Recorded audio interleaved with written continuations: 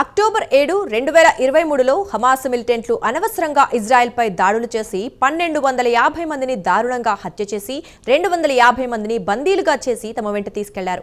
అటు నుంచి Israel Hamas మిలిటెంట్లను ఏరివేయడం ప్రారంభించింది. హమాస్కు చెందిన టాప్ లీడర్షిప్ను ఒక్కొక్కరిని లేపేసింది ఇజ్రాయెల్. హమాస్ మిలిటెంట్లను దాదాపు దారికి తెచ్చుకుంది. గాజా నగరం మొత్తం నేలమట్టం చేసింది. ప్రజలకు గూడు లేక యుఎన్ ఏర్పాటు చేసిన గుడారాలో తలదాచుకోవాల్సి వస్తోంది. వారు ఇచ్చే అరకొర రొట్టె కోసం కళ్ళు కాయలు కాచేలా ఎదురు చూడాల్సి వస్తోంది. మరోవైపు గాజాలోకి 8 ట్రక్లను రానియటం లేదు ఇజ్రాయెల్ సైనికులు.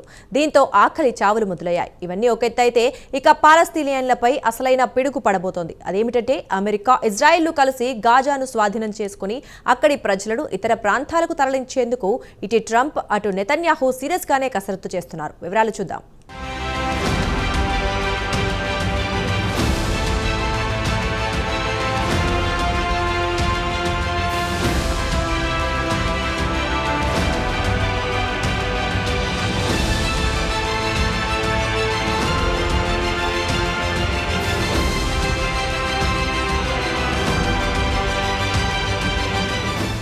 ఇజ్రాయెల్ పాలస్తీనాకు చెందిన హమాస్ మిలిటెంట్ల మధ్య కొనసాగుతున్న యుద్ధం వల్ల సామాన్య గాజా పౌరుడు బలైపోతున్నాడు.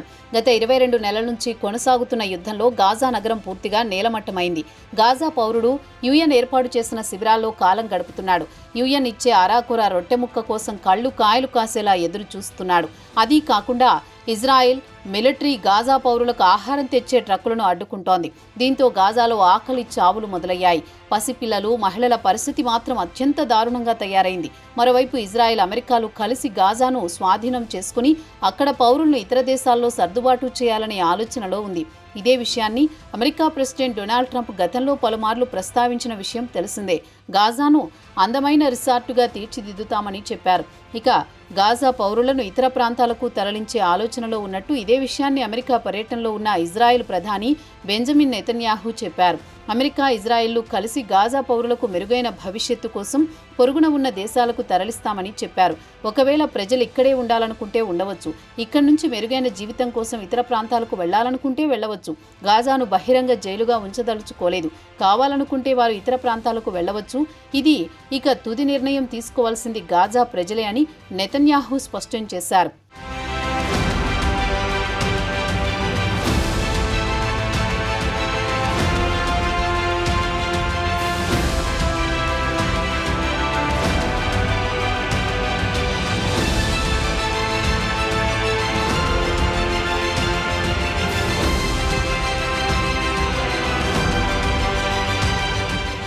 అమెరికాతో కలిసి గాజా పౌరులకు మెరుగైన జీవితం కోసం పలు దేశాలతో సంప్రదింపులు చేస్తున్నట్లు ఇజ్రాయెల్ ప్రధాని చెప్పారు. ఇటు ట్రంప్, అటు నెతన్యాహు ఇద్దరు వివాదాస్పద ప్రకటనలు చేస్తున్నారు. గాజా పౌరులను ఇతర దేశాలకు తరలించే యత్నం మాత్రం లోలోన బలంగా చేస్తున్నారు. నెతన్యాహు వైట్ హౌస్లో డొనాల్డ్ ట్రంప్తో భేటీ అయ్యారు. ఇద్దరు నాయకులు పలుమార్లు వివాదాస్పద ప్రతిపాదనలు తీసుకొచ్చారు. పాలస్తీనాకు చెందిన వేలాది మంది పౌరులను గాజా నుంచి బలవంతంగా తరలించే ఆలోచనలో మాత్రం ఉన్నారనేది స్పష్టంగా తెలుస్తోంది. గత సోమవారం నాడు నెతన్యాహు వైట్ హౌస్లోని బ్లూ రూమ్లో ట్రంప్తో కలిసి డిన్నర్లో పాల్గొన్నారు. అమెరికా 60 రోజుల పాటు ఇజ్రాయెల్, హమాస్ మిలిటెంట్ల మధ్య కాల్పుల విరమణ ఒప్పందం ప్రతిపాదించే అవకాశాలున్నాయన్న వార్తలు ఊపందుకున్నాయి. ఇదిలా ఉండగా సోమవారం నాడు ఖతార్లో ఇజ్రాయెల్, హమాస్ మధ్య పరోక్షంగా కాల్పుల విరమణపై చర్చలు కూడా కొనసాగాయి.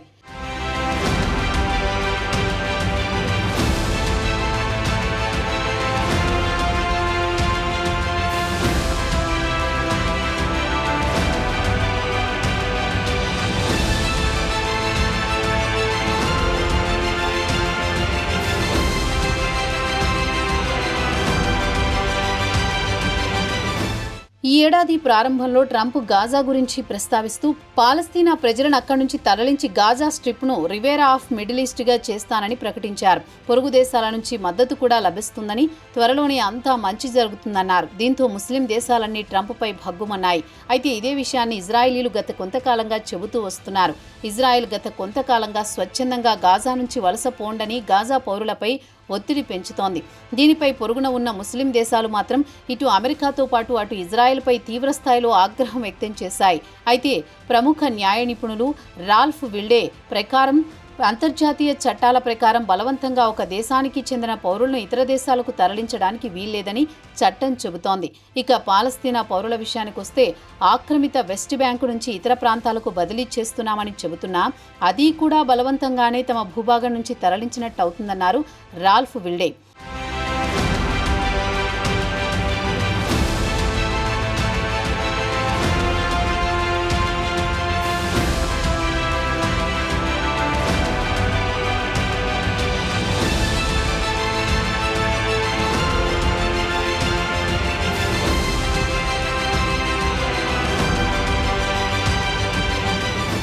ఇక అసలు విషయానికొస్తే గాజాలో ఇజ్రాయెలీ మిలిటరీ అక్రమంగా ఉండడానికి వీల్లేదు.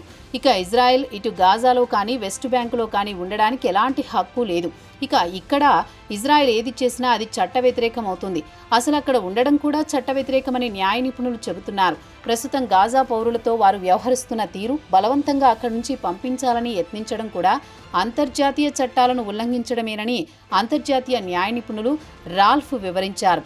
గాజా పౌరులను వారి భూభాగం నుంచి తరలించడానికే వ్యూహాత్మకంగా ఇజ్రాయెల్ పాలస్తీనా పౌరులపై దాడులు చేసి భయకంపితులను చేస్తోంది. అలాగే ఇది మానవాళిపై నేరం. ఈ నేరాలకు ఇజ్రాయెల్ బాధ్యత వహించాల్సిందే అని ఆయన వివరించారు. చివరిగా చూస్తే ప్రస్తుతం ఇటు అమెరికా అటు ఇజ్రాయెల్ కలిసి పాలస్తీనా ప్రజలను వారి భూభాగం నుంచి పంపించే ఆలోచనలో ఉన్నట్టు మాత్రం స్పష్టంగా కనిపిస్తోంది. పాలస్తీనా ప్రజల జీవితాలను పూర్తిగా విచ్ఛిన్నం చేసి రోడ్డున పడేశారు. ఒక జాతిని పూర్తిగా నిర్మూలించే కుట్ర జరుగుతోందన్న అనుమానాలు కలుగక మానవు. ఇవన్నీ యుద్ధ నేరాల కిందికే వస్తాయని న్యాయ నిపుణులు చెబుతున్నారు.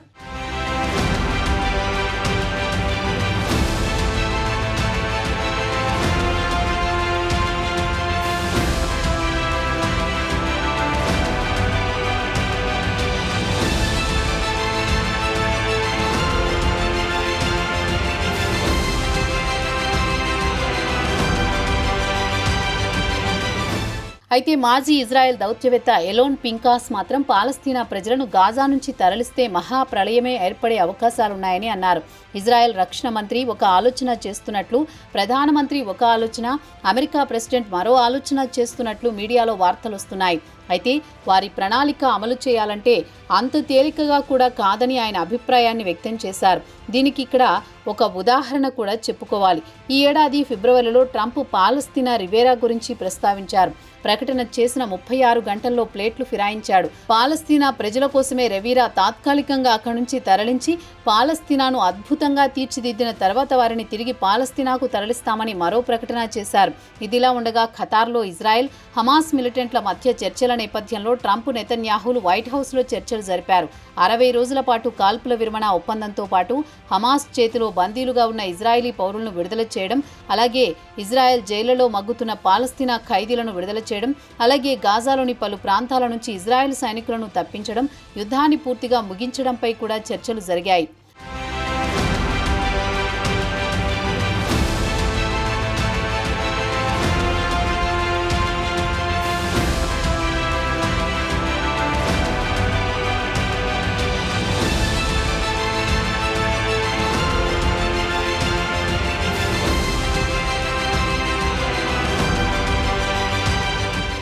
ఇక అసలు విషయానికొస్తే కాల్పుల విరమణ తర్వాత యుద్ధం ముగుస్తుందా అన్న అనుమానాలు కూడా తలెత్తుతున్నాయి.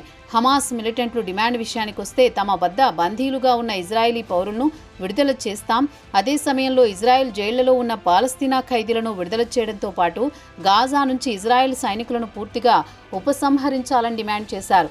దీనికి నెతన్యాహు మాత్రం హమాస్ మిలిటెంట్లు పూర్తిగా తమ వద్ద లొంగిపోయి ఆయుధాలను త్యజిస్తే తప్ప యుద్ధాన్ని విరమించే ప్రసక్తే లేదని బలంగా చెబుతున్నారు. దీనికి పాలస్తీనా గ్రూపు మాత్రం ససేమిరా అంటోంది.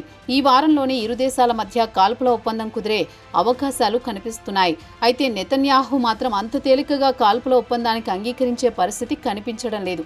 ఇక నెతన్యాహు అసలు ఉద్దేశం మాత్రం పాలస్తీనాపై తమ పెత్తనంతో పాటు గాజా స్ట్రిప్లో తమ సైనికులు కాపలా కాస్తారనే ప్రతిపాదన నుంచి వెనక్కి తగ్గడం లేదు.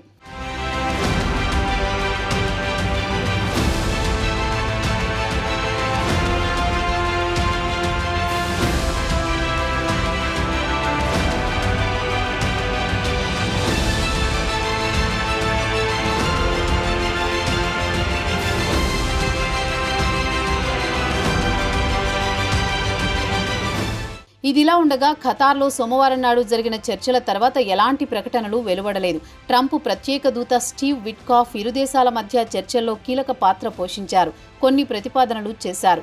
ఈ వారంలో జరిగే చర్చల్లో కూడా ఆయన మరోమారు పాల్గొనే అవకాశం ఉందని చెబుతున్నారు.